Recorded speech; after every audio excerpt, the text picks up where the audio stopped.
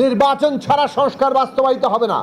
বিপ্লব করলেও শেষ পর্যন্ত পার্লামেন্ট লাগে, একটা সংসদ, একটা সংবিধান কিংবা যে কোনো কিছুকে বৈধতা দিতে। নির্বাচনকে কোনোভাবেই এই মুহূর্তে প্রলম্বিত কিংবা কোনোভাবে বাধাগ্রস্ত করলে সেটা আমাদের কারো জন্য মঙ্গল বয়ে আনবে না, দেশের জন্য তো নয়। একটা জনপ্রতিনিধির মধ্য দিয়েই আপনার যে কোনো কিছু শেষ পর্যন্ত একটা রিপাবলিকে, সেটা যে ধরনের রিপাবলিকই হোক, প্রজাতন্ত্রে সেটাকে শেষ পর্যন্ত বৈধতা দেওয়া হয়। কাজেই আগামী সংসদ নির্বাচন ছাড়া আমরা এই পুরো সংস্কার প্রক্রিয়াকে সম্পন্ন করতে পারবো না। আমরা আইনি বাধ্যবাধকতার বিষয়ে একমত হয়েছি। গণভোটের মধ্য দিয়ে জনগণ অনুমোদন দিবেন এবং সেটা আইনি বাধ্যবাধকতার উপর পরিণত হবে আগামী সংসদের উপরে। এবং আমরা এই গণভোটের মাধ্যমে আগামী সংসদকে কনস্টিটিউয়েন্ট পাওয়ার দিয়ে, অর্থাৎ এই যে সনদ তৈরি হয়েছে, এই সনদের উপর ভিত্তি করে মৌলিক সংস্কারের ক্ষমতা অর্পণের ব্যাপারে আমরা একমত হয়েছি। এই কাজ যদি আমরা সম্পন্ন করতে পারি, বাংলাদেশে একটা নতুন যাত্রা সত্যি সত্যি আমরা তৈরি করতে পারবো। সেই জায়গায় আমাদের সকলের একমত থাকা দরকার। এবং আজকে এটা মনে রাখা দরকার, নির্বাচনকে কোনোভাবেই এই মুহূর্তে প্রলম্বিত কিংবা কোনোভাবে বাধাগ্রস্ত করলে সেটা আমাদের কারো জন্য মঙ্গল বয়ে আনবে না, দেশের জন্য তো নয়।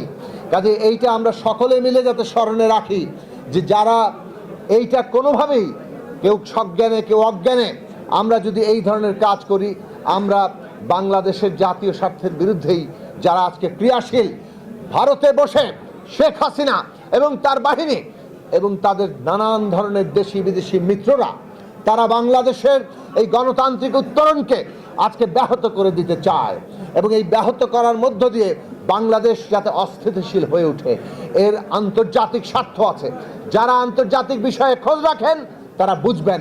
কাজে বাংলাদেশকে আজকে দাঁড় করাতে হলে আমাদের জনগণকে ঐক্যবদ্ধ রাখার রাজনৈতিক ব্যবস্থা লাগবে, আর সেইটা গণতান্ত্রিক ব্যবস্থা। এবং সেই জায়গাটা আমরা তৈরি করতে সবাই মিলে ভূমিকা রাখবো, এই আশা রেখে গণ অধিকার পরিষদের রাজনৈতিক ভূমিকাকে আমরা অভিনন্দন জানিয়ে, হকের নেতৃত্ব, নুরুল হক নুরের নেতৃত্বাধীন গণ অধিকার পরিষদের গুরুত্বপূর্ণ ভূমিকা রয়েছিল, গুরুত্বপূর্ণ অবদান আছে। এবং নুরুল হক নূর কেবলই নয়, আমরা বিএনপির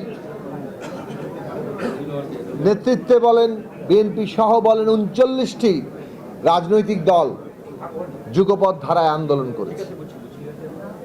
এবং প্রথমবারের মতো একটা রাজনৈতিক লক্ষ্য,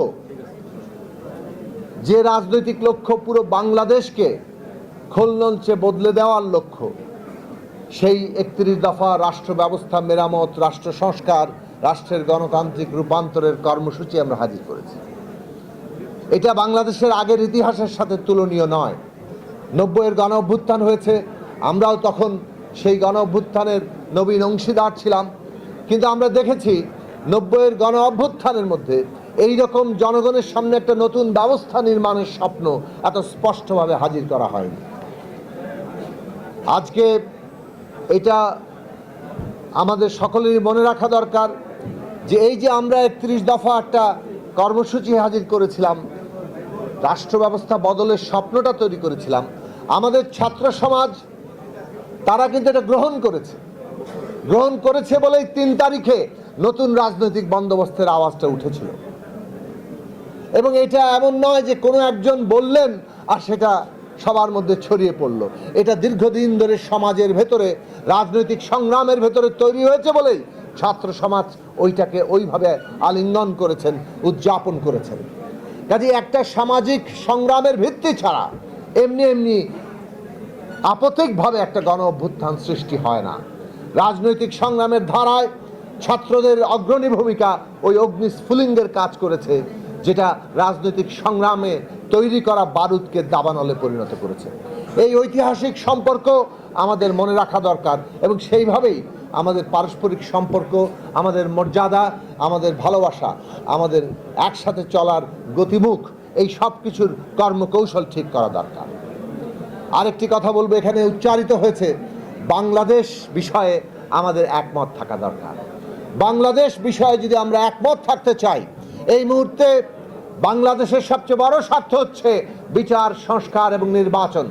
এবং এর যে পথরেখা, এই পথরেখাকে সফলভাবে সম্পন্ন করা। বিচার দরকার, কেননা জাস্টিস, ন্যায় বিচার ছাড়া কোনো রাষ্ট্র তার জায়গায় দাঁড়াতে পারে না। আর সংস্কার, আমাদের বাংলাদেশের এই রক্তের যে অঙ্গীকার, সেই সংস্কার নতুন বাংলাদেশে আমাদের দিতে হবে। কিন্তু আজকে নির্বাচনটা হয়ে গেছে সংস্কার বাস্তবায়ন করার জন্য অত্যন্ত জরুরি একটা বিষয়। নির্বাচন ছাড়া সংস্কার বাস্তবায়িত হবে না। বিপ্লব করলেও শেষ পর্যন্ত পার্লামেন্ট লাগে একটা সংসদ, একটা সংবিধান কিংবা যে কোনো কিছুকে বৈধতা দিতে।